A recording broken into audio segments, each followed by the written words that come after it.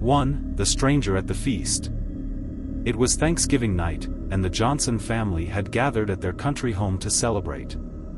The dining room was filled with the rich smells of roasted turkey, mashed potatoes, cranberry sauce, and stuffing. The fire crackled in the hearth, casting a warm glow across the room. Outside, a fierce snowstorm raged, the wind howling and rattling the windows. The house was a cozy refuge from the winter storm, and the family couldn't have been more content. They were a tight-knit group, and the holidays were the one time of year they all managed to gather together. As the meal continued, the laughter of the family echoed through the house, when suddenly, a loud knock at the door interrupted the peaceful evening. Everyone froze for a moment, unsure who could possibly be out there in the middle of the storm. Mr. Johnson, curious but cautious, rose from his seat and walked to the door. When he opened it, he was greeted by a man standing in the snow, drenched to the bone, shivering violently. "Please," the man said, his voice hoarse, "I need help. My car broke down up the road, and I don't know what to do. Could I please use your phone?" Mr. Johnson hesitated for a moment. The storm was so bad that he couldn't imagine anyone being foolish enough to venture out in it, and yet here this stranger was, pleading for help. Something didn't sit right, but he couldn't turn the man away. His heart softened. He had always been taught to help others in need. "Of course," Mr. Johnson said, stepping aside. "Come in and warm up. You'll have to forgive the mess, but we're in the middle of dinner." The man stepped inside, and the warmth of the house seemed to help him relax. Mrs. Johnson, a bit wary but also compassionate, offered him some hot soup. The stranger declined, saying he had eaten earlier, but he gratefully accepted the warmth of the fire. He sat silently, occasionally glancing around the room, his eyes lingering a little too long on each family member. "How did you end up out here?" Mr. Johnson asked, trying to make conversation. "I was just passing through," the stranger replied with a quiet smile. "My car broke down, and I didn't think anyone would be out here in the storm." The family continued to eat, trying to ignore the unsettling feeling the man's presence gave them. His questions were odd, probing in a way that made Mrs. Johnson uncomfortable. He asked about their lives, their hometown, their pasts, details they had never shared with strangers before. His eyes seemed to scrutinize every word they said, his gaze never leaving their faces. At some point, Mrs. Johnson noticed that he wasn't leaving. The snowstorm raged outside, but the door had been closed, and they hadn't heard a single sound since. She glanced nervously at the clock. It was nearing midnight. The storm showed no signs of letting up, and their guests still hadn't made any move to leave. Around 1 a.m., when the dinner had finished and everyone was ready to retire for the night, the stranger stood up, thanked them for the food, and said he was ready to leave. Mrs. Johnson hesitated. She could have sworn that she saw him standing by the window earlier, staring into the snowstorm outside, and something about it unsettled her. "I'm not sure it's safe out there," she said, trying to hide the unease in her voice. "Why don't you stay here for the night? The storm is too dangerous." The man hesitated, then nodded slowly. "If it's no trouble," he said quietly, "I'll stay for a bit longer."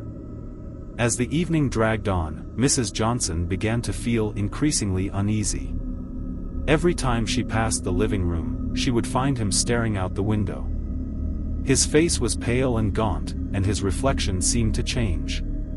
It was as though the man she was looking at was different, older somehow, than the one she had seen when he first arrived. She couldn't shake the feeling that he wasn't really there at all, that something wasn't right. She tried to shrug off her fears, telling herself she was imagining things. But then came the moment when she walked down the hallway to check on the children. As she passed the guest room, she was startled to find the door slightly ajar. She peeked inside, but the bed was empty, the room completely devoid of the stranger. She rushed to the front door, and to her horror, she found it wide open. The snow had piled up outside, but there were no footprints, no sign that anyone had left. The man had simply disappeared into the night. The next morning, Mrs. Johnson searched the house thoroughly, but there was no trace of the stranger anywhere. His belongings, his coat, his shoes, were all gone. It was as if he had never been there at all. In the days that followed, things only grew stranger. Mrs. Johnson began finding photographs of her family hidden in the attic, photos she had no memory of taking. Each one was blurry, distorted, with the stranger standing in the background, his face too faint to make out clearly. The last photograph she found was the most unsettling of all.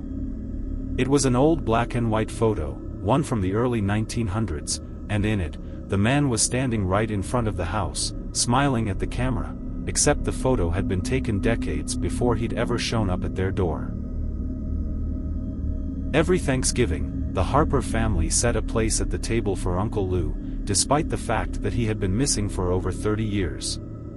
It was a tradition they had never broken, even though the mystery of his disappearance had never been solved. Uncle Lou had been a peculiar man. Full of stories and laughter, he made every holiday unforgettable. But one year, he disappeared without a trace. He had gone for a walk on Thanksgiving night, saying he would be back shortly. When he didn't return, the family assumed he had gotten lost in the woods. Despite extensive searches, they found no sign of him. But every year, the family left an empty chair for him at the table. They could never bring themselves to forget him, no matter how long it had been. And for some reason, it felt like he was still with them, even though they knew he never would be. That year, things took a strange turn. As the family sat down to eat, the chair meant for Uncle Lou creaked. No one mentioned it at first, thinking it was just the wind. But then, as they continued their meal, they heard a low, guttural groan coming from the chair. The family froze. Then, to their horror, the chair began to move on its own. The legs scraped across the floor, dragging with a force that sent shivers down their spines. As the chair slid toward the table, a cold gust of wind filled the room. Everyone stared in disbelief as the figure of Uncle Lou slowly materialized in the seat. He looked just like he did before he disappeared, except his eyes were hollow, dark voids that seemed to pierce the room with an unsettling gaze. No one spoke a word as the figure slowly reached for his plate, picking up a piece of turkey and bringing it to his mouth. His fingers were cold to the touch, and his presence was unnatural, like he didn't belong there. The family tried to scream, but their voices were trapped in their throats. Then, as quickly as it had started, the chair moved back, and the figure of Uncle Lou disappeared into thin air, leaving behind nothing but a lingering cold chill and an eerie silence. From that day forward, the Harper family never celebrated Thanksgiving again. The chair remained empty, and the mystery of Uncle Lou's disappearance only deepened. But they all knew one thing for sure: he was never truly gone. And neither were the memories of what they had seen that night. Ryan had always loved Thanksgiving. The holiday was more than just a time for feasting, it was a time for tradition, especially the annual turkey hunt with his father.